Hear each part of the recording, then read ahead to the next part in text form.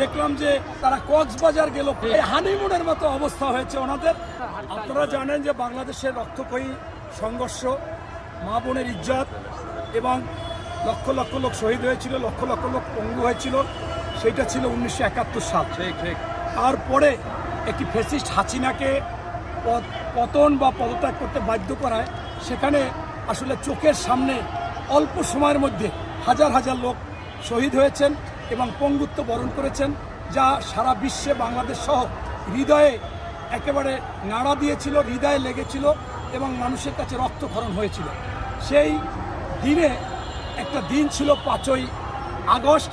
সেই আগস্টটা ছিল 12ই রবিউল আউয়ালের মতো হযরত মুহাম্মদ সাল্লাল্লাহু আলাইহি সাল্লামের বিদায় এবং জন্ম যেরকম ছিল সেই রকমই একটা দিন ছিল, যে আমাদের সেই একটা বছর পরে আমরা সেই শহীদদেরকে স্মরণ করেছি, পাশাপাশি আহতদেরকে স্মরণ করি এবং তাদের জন্য দোয়া করেছি।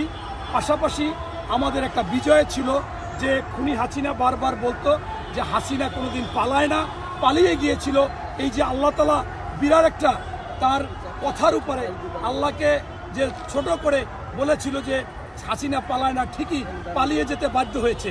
তাই আমি আপনাদেরকে বলতে চাচ্ছি যে সেই দিনটায় আরেকটি মানুষের চাওয়া পাওয়া ছাত্র জনতা আন্দোলনের যে বিষয়টা ছিল সেটি ছিল যে আপনার জুলাই ঘোষণাপত্র।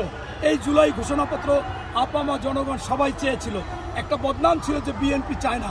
বিএনপির আমাদের যে প্রতিনিধি ওখানে দেওয়া হয়েছিল তারেক রহমানের পক্ষ থেকে, সালাউদ্দিন সাহেব স্থায়ী কমিটির মেম্বার, তিনি কিন্তু বারবার বলেছে যে আমরা এই জুলাই ঘোষণাপত্র এবং জুলাই সনদে স্বাক্ষর দিতে যে কোনো সময় প্রস্তুত এবং আমরা রাজি আছি এবং আমরা করব।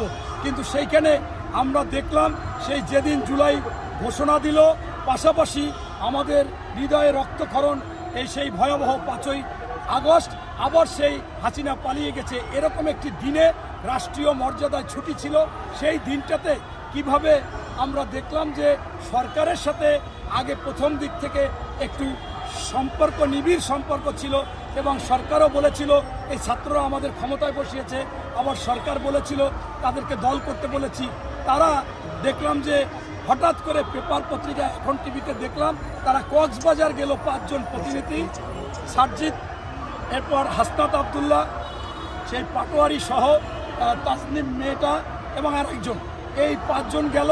এটা যখন মিডিয়াতে আসলো, পরবর্তীতে তারা স্বযাজিত হয়ে সাক্ষাৎকার দিলেন বিভিন্ন জায়গায় যে আমরা এখানে এসেছি একটু ঘুরতে, ভ্রমণ করতে।